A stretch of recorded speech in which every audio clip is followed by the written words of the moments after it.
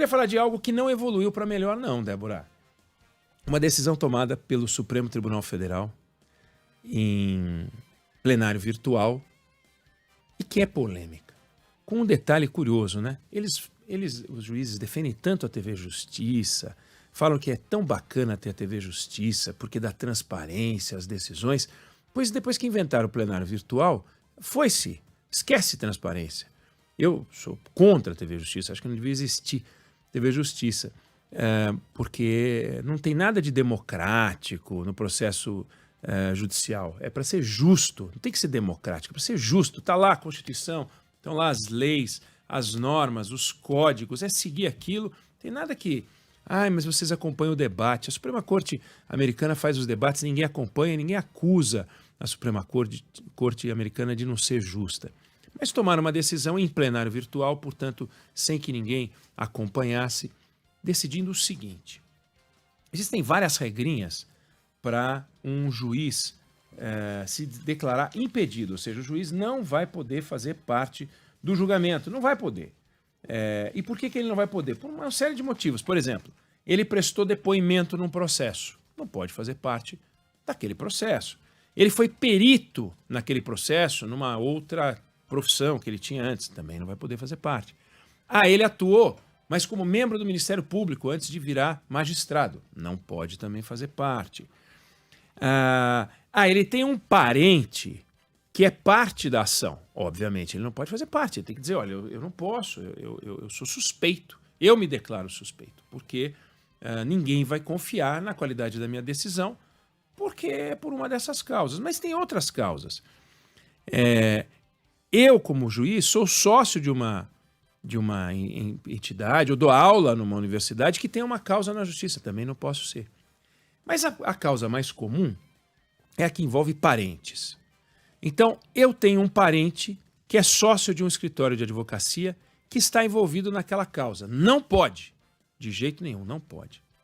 Mas, em 2015, criaram uma restrição adicional que vem funcionando normalmente, portanto, há 8 anos. A restrição adicional é o seguinte.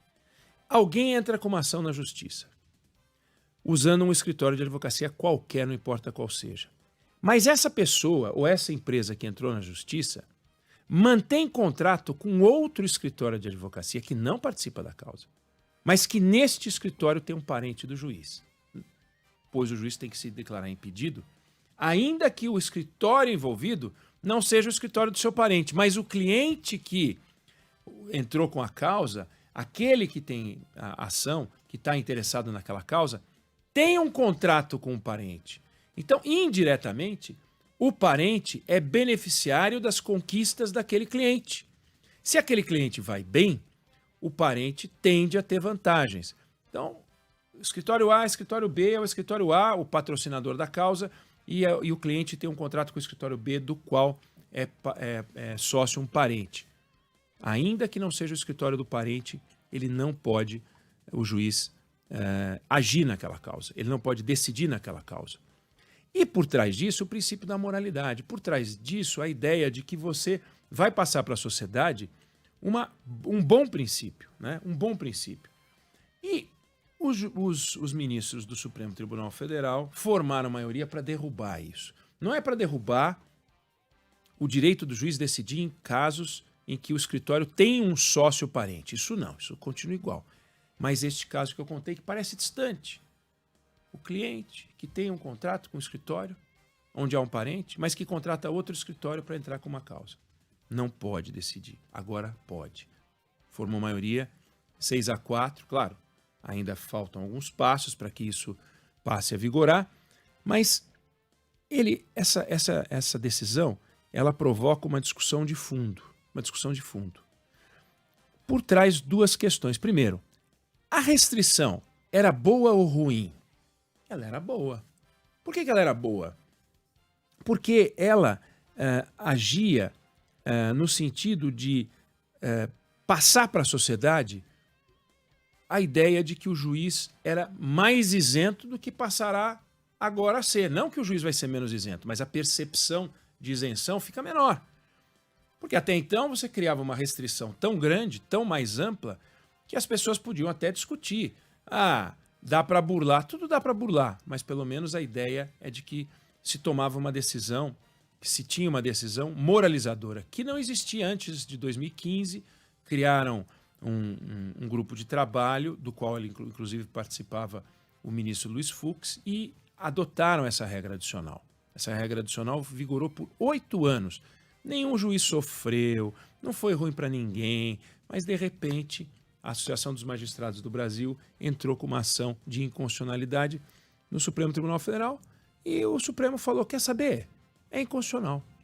Só que aí, além de atacar uma coisa que é boa, tem uma discussão de fundo alternativa, que é a seguinte: existe a inconstitucionalidade por inconveniência? Não. A inconstitucionalidade ela acontece quando a lei expressa algo que a leitura sugere, deixa claro que ela fere a Constituição. Mas como é que essa lei fere a Constituição? Todos os argumentos usados pelos juízes, pelos magistrados do Supremo Tribunal Federal que votaram essa decisão, iam no sentido de que ela era infactível, que era difícil para o juiz conseguir saber se o cliente que entrava com a ação, se a parte que entrava com a ação, por acaso, tinha um contrato com o escritório de algum parente dele. Claro que não se pode esperar que um juiz dê um telefonema para os seus parentes advogados e diz, vem cá, estou aqui com uma ação da Débora Alfano, por acaso você tem algum contrato com a Débora Alfano de outra ação? Não faz sentido, não pode ser informal assim. Agora, o princípio da moralidade vale para todo mundo. Então, se o cliente, se a parte vai entrar na justiça e essa ação vai cair na mão de um determinado juiz, nenhum problema por exemplo, pelas regras de compliance de uma companhia, ela listar todos os escritórios com os quais ela trabalha, não tem problema nenhum. Aí o juiz, quando recebe a ação, vê lá, opa, olha só, está lá o escritório onde trabalha meu filho, eu tenho que me julgar impedido. Ah, não, mas o meu filho era sócio desse escritório e não é mais. Ele não é mais. Bom, ele não é mais, o juiz, de repente, não se declara impedido. É uma questão do juiz. Não é mais. Ah, mas no momento em que entrou a ação ele era. Bom, então ele se declara impedido. A empresa tem que estar envolvida. A parte contrária está envolvida. Até porque, por exemplo, isso é passível de nulidade.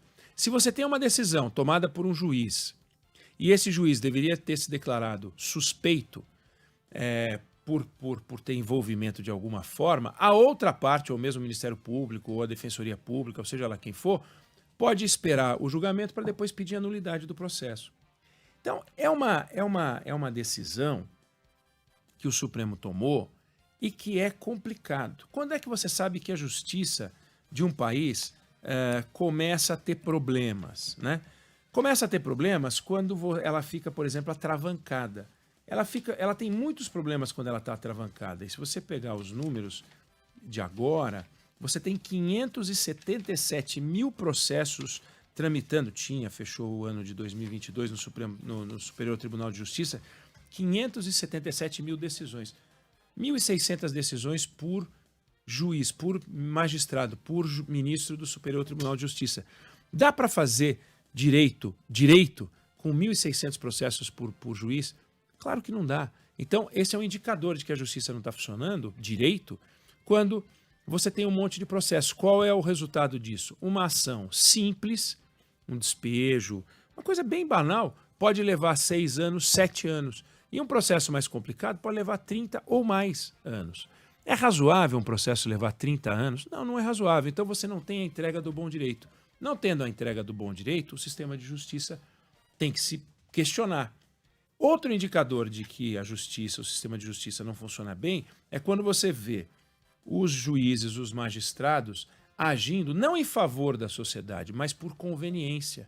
E aqui é um caso clássico de conveniência. Não é conveniente para um juiz ser obrigado a buscar evidências de sua correção, porque dá trabalho. Dá trabalho pegar ônibus 2 horas por dia, dá trabalho viver com um salário mínimo, dá trabalho ter que entrar na fila para conseguir fazer perícia e retirar a sua pensão ou o seu direito no INSS. Dá trabalho ter que fazer BO porque roubaram o teu celular. Tem um monte de coisa que dá trabalho, né? E são coisas que a gente deveria eliminar. Agora, por que esta que dá trabalho tem que ser eliminada quando ela dá trabalho para o juiz, mas ela é boa para a sociedade? As coisas que eu falei dão trabalho para as pessoas, mas não são boas para a sociedade. Não é bom para a sociedade ter fila da perícia, não é bom para a sociedade ter 2 horas do ônibus, não é bom para a sociedade ter roubo de celular. Mas é bom para a sociedade olhar para os magistrados e ter a sensação de que eles agem direito, e quando eles se mexem para flexibilizar uma norma que funcionava ok, e funcionou ok durante 8 anos, e eles se mexem no sentido contrário, é de se perguntar, agiram em favor de quem? Da sociedade brasileira? Ou agiram em favor da parentada? Flexibilizar a vida da parentada. Existe um comércio complicado no campo do direito e que gera maledicências. Justas, injustas, suspeito e arriscaria dizer que a maior parte das vezes a maledicência é injusta, sugerindo que parentes de ministros do STJ, e são vários parentes de ministros do STJ e ex-ministros do STJ, mas parentes de ministros do STJ advogando, acabam sendo contratados por esta relação pessoal. É verdade? Não é verdade? Podemos discutir isso durante um tempão, mas se existe uma restrição e essa restrição vem para acalmar a sociedade e reduzir a taxa de irritação e de suspeita e de insegurança que dá de que talvez aquela decisão não tenha sido tomada pelo melhor princípio, pelo bom direito. Puxa, funcionava assim? Para que mexer? E eles mexeram.